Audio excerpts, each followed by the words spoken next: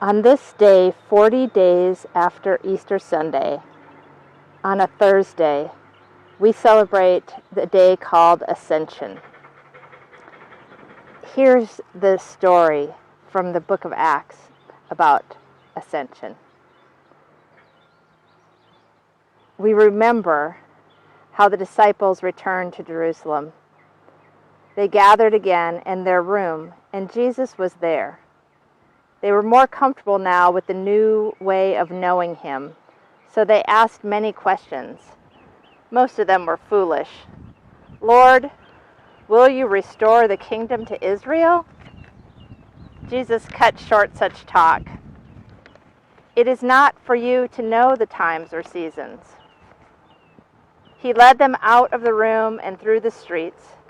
They went beyond the walls of Jerusalem to a hillside, perhaps near Bethany. Jesus stopped, and they gathered around him. He lifted up his hands, looking at each one, and blessed them. Then he withdrew, and a cloud took him out of sight. The disciples stood looking into the sky until someone said,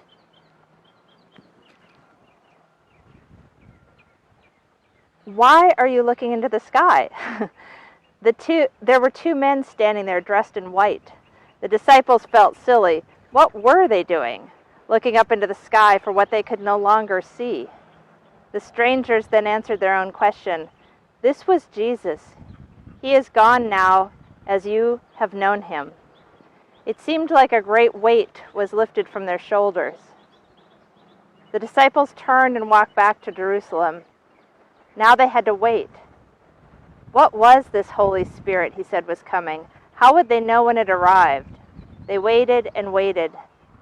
While they waited, they found someone to replace Judas.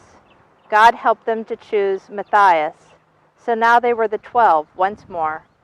But they still had to keep waiting. How long would it take for the Holy Spirit to come?